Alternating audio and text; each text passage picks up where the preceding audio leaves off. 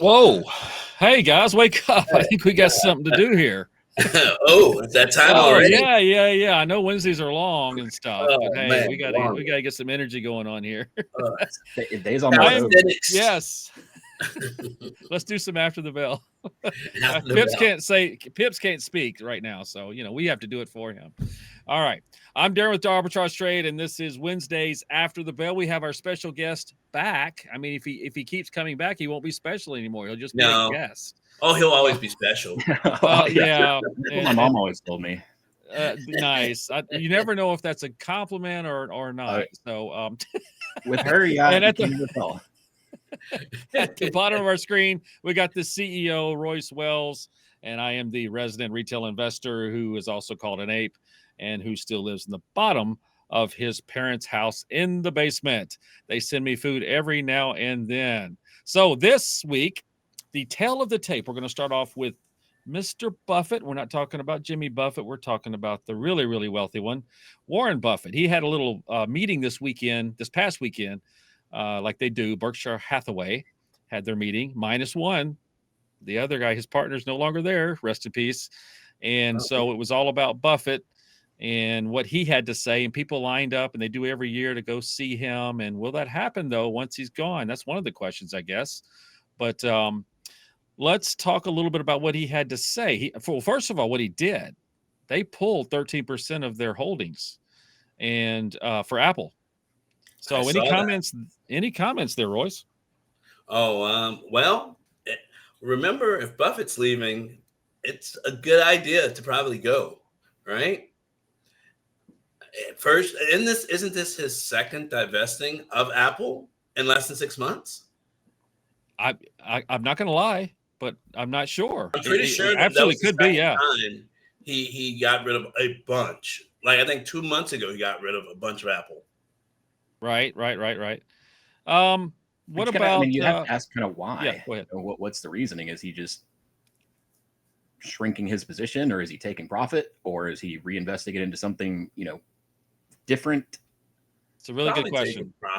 Probably taking profit. And remember, it's not August, so no new iPhones are coming out. So he has a little bit of time to basically reposition, possibly before the release of their new whatever, right? So it's weird timing, though, because I mean, I know there's no such thing as insider information, but he did this. He did this before the buyback. I mean, come on, which we'll talk about a little bit later. That just doesn't ring. Something's weird there. I don't understand. And of course, it's always when they did it versus like the dates that it happened. Like they'll announce it after the quarter's over with or during ER. I mean, it's just you never know when it was they actually did it. It could just be hedging. There's a little bit of uncertainty. Don't be top heavy when the market falls, right? Right. And a little bit of the antitrust stuff, and they're kind of after the buyback, obviously reducing their cash position, and they've had some senators and congressmen call them out for trying to be a monopoly and all this and that, and could just be precautionary. Well, Well, I'm not going to get into the whole who knows what and when. We don't have time for that. I am personally buying you a tinfoil hat for next episode. You really should. You really should. Make sure that you also, every time you buy me one of those, you got to buy me a graduation hat with the little, so that I can. Once again, can I keep giving you tassels? It sets a bad precedent. Tassels. Thank you. How's our tassel supply, Mom? I need more. All right. Let's move on to I guess our guest. Right? I missed something. I think I was talking. What did you say? Mm-hmm. I feel like I need to hear what you move on from that one. Oh, okay. Well, I'm going to rewind tape. I have to because I have to edit it. So we're going to move on to talk about Snoop Dogg. I mean, no, weed stocks, because we're not going to talk about the wager yet. Not at all. Brought it up. You brought it up. That's later, because this week's was about a weed ETF anyway. And we got to question what JP Morgan, JPM does with his extra time, because he suggested he this invests like a good investor. Yeah. There you go. So we're move on to that one too. No, we gotta let you. You got to talk. You got to talk about obviously the weed stocks and what you think where they're going to go. Are they going to stay here? Are they staying in a channel? Are they going to go down? I'm going to reserve my comments, but I'm going to let you go first, Josh, on where it's going from here. It's really just going to be, I think, a pretty increasing momentum shift. There are some, charts and things like that are not the greatest out there. Some of them looking pretty top heavy, but on the flip side, momentum could really carry them into this until we get some sort of either gets to the point where it's just excessively overbought, or there's some catalyst for a return. I really think this could just continue purely as like a momentum play. Yeah, it has hasn't marijuana been now declassified as I guess narcotic or level class A, class B? I don't remember the Schedule 3. It's called a Schedule 3, and it can be obtained with a prescription. So, hey, doctor, which is still hilarious in its own right, because I was going to say it's still hilarious in its own right that they're bringing it down to a Schedule 3, which what's also a Schedule 3 drug is ketamine. Well, just bring your little expertise in here and talk. So I don't really necessarily I think he's like married to a pharmacist or something. I don't know. Okay. Say no more. A doctor, but yes. Yeah, see? I knew a doctor had to be involved. Mm-hmm. Something, yes, absolutely. Mr. Professional. But this recent surge, all it takes is, and this is where I'm going to get to my comments, is all it takes is one person who may or may not have been encouraged to speak, and all the stocks rise. And this has happened for a couple of years now. This is nothing new. They always put that out there that, we're about to make it legal for the entire country, blah, blah, blah. And that's what everybody takes it. And they go, invest. And then the shorts go, oh no, crap. I've got all these shorts that I've had for years in these marijuana stocks. And then you see what happens here, which is like, what was it? YOLO and MJ went up 20%, Canopy, Tilray surged 80% and 40%. I mean, stuff like that happens every time. So it just really, fear? Do you think it's really fear? It's what? Fear. Like the short sellers are like fear of short. Yeah. Shorts having fear. Yeah. I have to dump this. And so consequently, they actually cause the domino effect. It's the chicken before the egg, right? Yes, and it could easily be planned about, hey, I need this person to speak up and say it's going to be legalized, and then let's take that little train up and down, up and down, up and down. A roller coaster, not a train. That doesn't do that. That'd be scary. But the roller coaster going up and down, and we can make money both all the way up and all the way down, right? I mean, that it just seems the foreign like exchange market, yes, and the stock market they don't show people how to short, so not even the apes, right? Hey, I mean, you got to scare the retail investor somehow. You got to manipulate them up and down. We got to excite them to buy on the way up and then scare them on the way. I don't know. It's the opposite. Anyway, let's move on to Starbucks and put our dubs away. And Starbucks pretty much is going through some pains right now with China and in the U.S. So have you seen the stock lately there, Royce, or any comments on why Starbucks is being challenged in the U.S. and China right now? I'm assuming that basically inflation and people are spending less, right? As coffee can only be so expensive, right? And their model is based on a lot on basically people saying, okay, this coffee is really good. I'm willing to pay a couple extra bucks. But when inflation takes hold, those couple extra bucks, like Daniel said on a few, it's not Saved by the Bells, After the Bells, right? It's $13. It's $13 for McDonald's meal. $13. Right? Well, that's not fast food. That could be an actual meal somewhere. That's an underlying issue, which I brought up earlier in the week, and one of those things we do. But the fact that inflation is squeezing the lower 80%. And I say that because it's kind of just an inconvenience for the upper 20%. But the rest, in fact, they're actually making more money now because they're the ones that own the company. Anyway, we'll get into all that. But, us down here, man, we're struggling because everything's going up, and including coffee. So one of the things I could do without is to actually brew my own pot, get off my lazy butt and brew my own pot in the morning, and maybe just buy the Starbucks creamer and put it in it, and I'll be happy and more money in my pocket. Man, Won't have to go through a real hard to drive-through. make a frappuccino over here, man. That's right. It's really hard to make a frappuccino. It's hard out here for a barista. All right. Luckin but there's a couple of companies in China, though. I mean, to be real, that are topping Starbucks in sales, and it doesn't look like that's going to change anytime soon, especially with the prices, of course. And if they have to lower their prices, just like Tesla had to do, lower their prices to make an inroad into China, then that means that they're going to lower their margins, et cetera, and then it's just a downhill spiral. But the cost of food is up 40%. 40% over the last 12 months. So much. But we're resilient, though. Yeah. Yeah, and the inflation is at literally lowered the tax in the grocery store to just 5% as opposed to the normal 9% and something that it normally is here. Yeah, and somehow they still can't afford to pay a minimum wage. Pay a livable wage. That's right. I'm like, minimum, they got that covered completely. Right. Well, the last thing I'm going to say about China and Starbucks there is, did you know they had for Chinese New Year over there, they had a pork flavored coffee? I'm good. I'm trying to decide if maybe it would taste good with barbecue here in the good old South, but that's just probably too much chicory to it, just to. I mean, the thing is, though, I don't know if you've ever seen those like subscription boxes of food and things that you can get from all around the world. Like my wife and I have been doing those for a couple of years just to, it's fun to experiment with different cuisines. Yeah.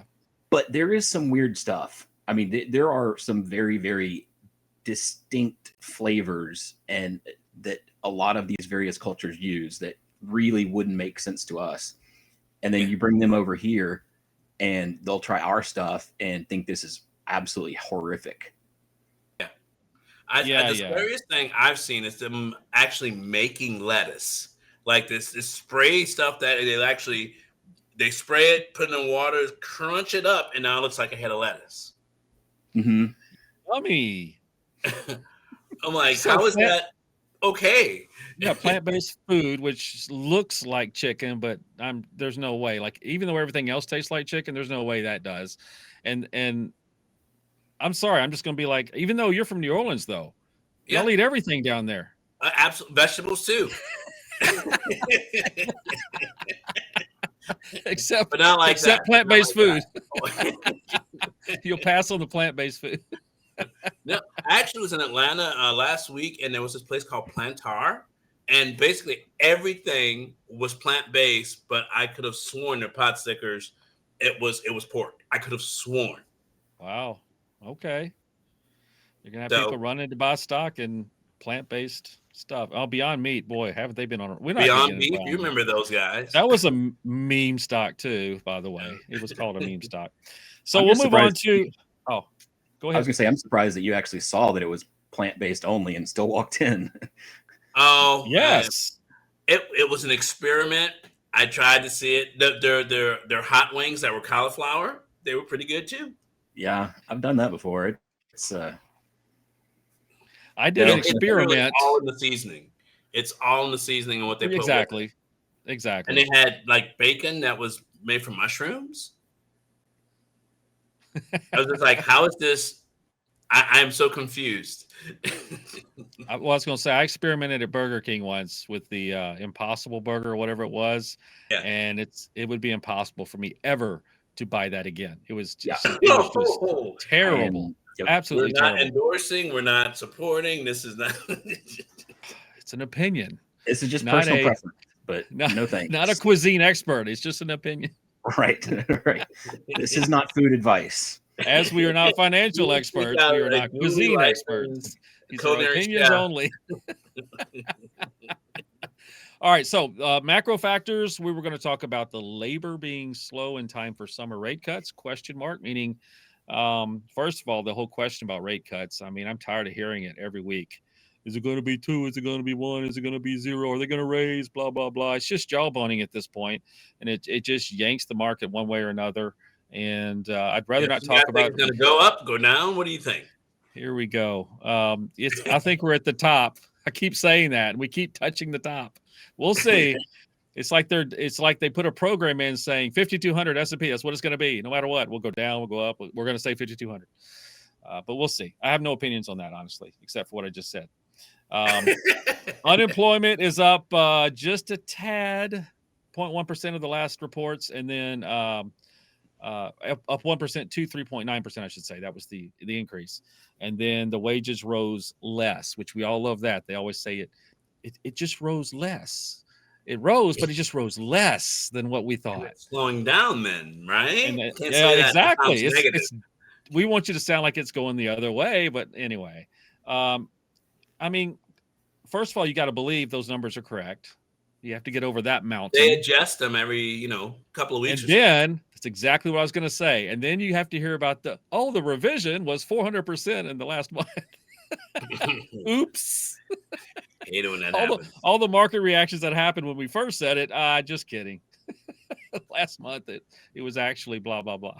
So, any comments on that? Rates up, down, etc. Before we move to your crayons, there, Royce.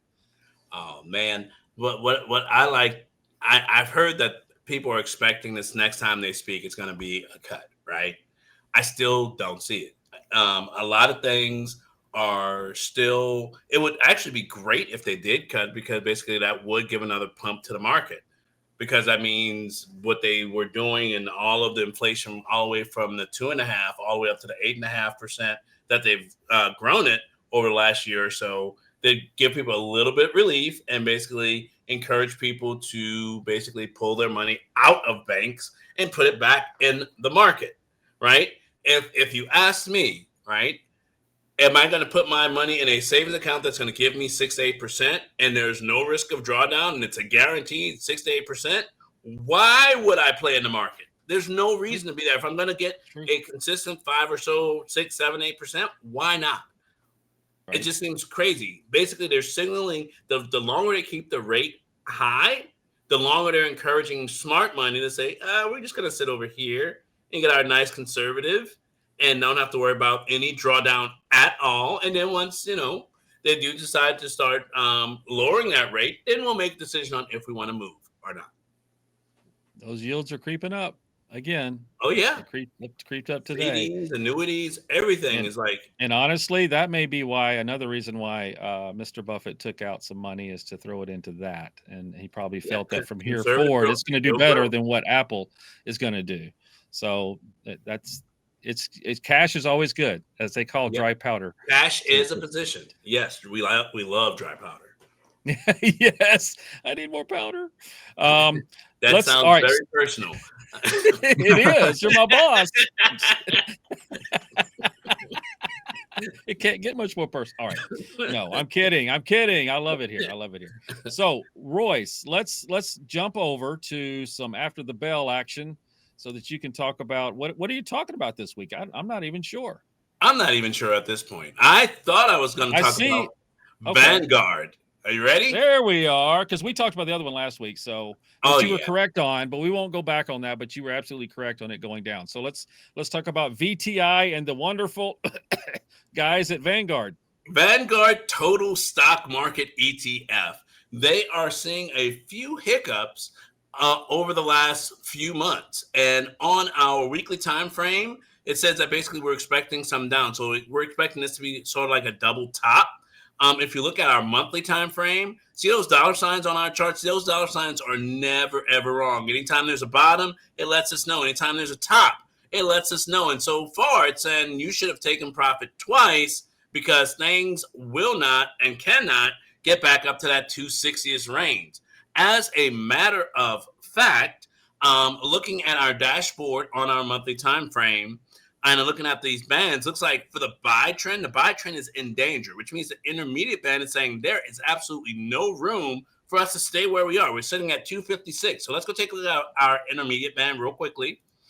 And what's happening is the candles have gotten too far away from that blue RSI line in our arbitrage band. So in order for this to correct properly, we're going to have to see a revisiting first of our support around 228. And if we're able to hold that, great. If we, for one reason or another, break under 191, look out below because 156 is our next target. And that's all I got for that. Back to you guys. Ouch. Okay, so boy, if it drops like that, then that means something else probably is going on in the markets. So we are back. Performs really well. So to see them have, but I think it's healthy for it. Remember that buy trend and danger that's on that chart. Betsy says it needs to pull back to that amount so that way it can continue. Those are just safety marks to basically not break the map. I didn't notice the percent, but we keep talking about this. It should have gone back 20% instead of 10% on the last drawback of the markets. Was that 20% where it was? I didn't notice, but no. So if it makes it back to 191, that will be roughly a little bit over 20% correction. See, that just talks like what's been said out there. But if it makes it down to 155, 156, that is a 40% correction. Woo! Okay, no. Yeah, but at the time they were talking, we were lower the time they were talking about the 20%. So, and if we've risen, then that means it's actually more to pull back to the 20. And those percentages hurt the bigger that number gets. So, and I learned every time you pull out the charts, just as I hope everyone else does. But I had not considered how far away from the blue line it was and how they consider that. So it's like I have to put that up here. Whenever you see those dollar signs show up, probability has ran out, and now it has to touch that RSI line in our band. Well, with 12 different things to look at, and I love that chart you have up there. That kind of pretty much just breaks it down for all the different ways it could go. It's awesome. It's awesome. What you created is a monster there, Royce. Hey, it's hard to read sometimes, and it works. Not have an opinion, because that's the one thing that'll make your indicators go completely sideways. You have an opinion about which way they're going to go. It's probability, absolutely. Want them to go. Yes, 100%. And the time period that it's going to go to where it may say it's going to go. So, I'm not. My nose is not quite brown. It's getting there. You see this, right, Josh?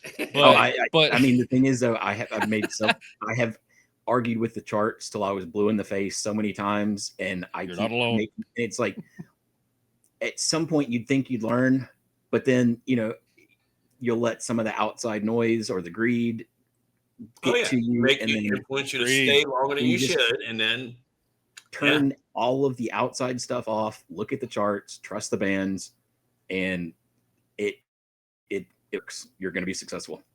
Or just trust Pips, even if you don't want to get involved. Just let Pips do it all.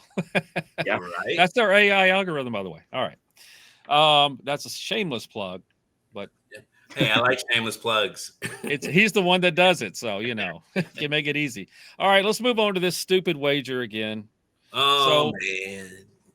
All week again, just like last week, and it could be maybe 3/4 of the time I'm ahead going into the last day or so. Maybe we start doing these. It's always that last lap. It's after the bell Tuesdays. We're going to change that next week. We're going to be after the bell Tuesday. No, I'm just kidding. No. I was sitting there fine below 44. The stock was MO by our special guest. They decided they wanted it to be that. And I had under 44. Royce, you had 44 to 47. And then our special guest, Mr. JP Morgan, had it. I got to call him by Josh so people don't think he represents JP Morgan, because he doesn't. Could be. I have no insider information on JP Morgan, so please don't ask me. Exactly. Hey, what's happened to my account, Josh? I got no idea. Call me, please. I gotta go on vacations. But no, and he had 47 and above, and all week it was below 44 for the most part. I would say about 80% of the week it was below 44. And then, of course, just like last week when I lost at the last minute, this week I lost it in about 44 and 28 cents. So once again, and I'm throwing up the scoreboard right now for everybody to see, which there's debate on that scoreboard, by the way. We're going to go back and see if I'm wrong, which could be possible. Probable, I should say. The probability of the chart. The probability of the chart. Oh, boy. Stay seated, please, Roy. Stay seated. We don't need to see naked shorts. We see enough of those. We didn't need to know that. No. No. So, Royce, the only thing we have left now is to talk about what are we going to wager on. It could be, by the way, Daniel's still in Asia and can't be specific, so you can't add him. But he will maybe be back next week, maybe a couple of weeks. Either way, we have stand-ins, great stand-ins like Josh to step in. Which, guys, look at his camera and everything. Look at that. Haircut, everything. See? I saw the post on Instagram, and I was like, "Wow, that is some potato quality video right there." Potato. And it just and he's sitting on the couch as he says potato. I mean, my setup was made for Zoom meetings and recording no face audio, so right. That's where I live. Yeah, no, I had to step my game up a little bit. One thing's for sure: once you appear, the next time you'll probably be better because we will give feedback on what everything looks like and sounds like, and hopefully everything is better. We only do it because we love you. We want you to look good in front of everybody. Oh, it's much needed. And anyway, yeah, it does look better. So, Royce, you won again, and one of the problems with that is you have to pick what we're going to do the wager on. Right. Let's go play with someone we haven't played with in a while. Let's go take a look at CVS. Hold on. I guess we can show. Let me see if we can do this. Let me let's go share this again. Yeah, let's see if we can get this happening here. Let's go here and here. There we go. I see CVS. All right, CVS is right there. Let me get our daily chart up to snuff and see what we see. One thing I did see that's a little scary. On our monthly chart, we just got a sell signal, but we also got those dollar signs that we were telling you guys about. So there's a lot going on with CVS. Basically, it's definitely not at the highs where it was at 111. It's down to 54, so it's lost roughly half of its value. Right now, the charts, because volatility is all across the board, it's literally anybody's game. But looks like, based on most of the time frames, around $57 is where the next resistance is. And underneath that, it looks like it has support somewhere between 43 and 45. So I guess that's our range this week. Okay. So 43 to roughly 57. Who wants what?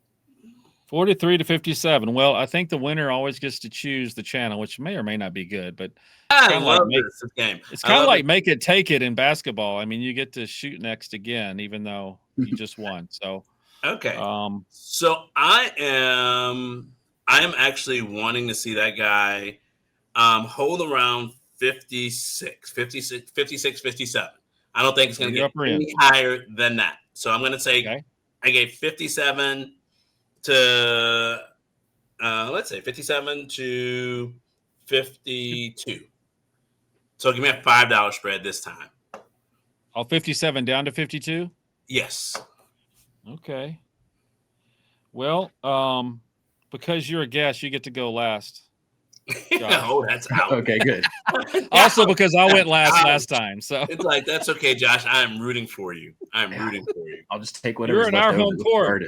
This chart is a disaster. I'll just take whatever's left over. It's our home court. Like, yeah, that is crazy. I did not know that. Wow. I'm going to go with above, by the way. So I'm going above 57, even though the whole market might crash to 20% next week. You never know. Actually, I'm thinking 1st of June. But anyway, let's go 50. I'm going to take 57.01 plus. So you know where that leaves you. It leaves him two options, actually. I'm going low. He could go. No, he can't go above me. So he has to go below. I'm going low. I was going to go low anyway, so that worked out. Are you really? Yeah. So 51.99 and below. We've had a couple of bottom indicators, but nothing convincing. And even some of them have still bounced enough that might be a little satisfied. So I'm going to go low. Okay. See, I'm working two guys that are looking at their charts and stuff. And I saw what Royce put up, but that's it. That's all I saw. I'm going by the fact that funds have CVS probably all in their portfolios and they can't afford for it to go down. So I'm going to go with that. I'm going to go with the 8 view. All right. But I am dumb and sitting in my basement. So. All right. I appreciate you guys, especially you, Josh. I appreciate you last minute jumping back on again because Asia just did not cooperate this week. And we'll see if it does next week. If it doesn't, then hey, we might have you back or someone else. But your ploy is to try to get on the scoreboard so that we can put up guests because we don't have a guest line. You gotta have at least one. Got to have at least one so we can actually put it on our graphic.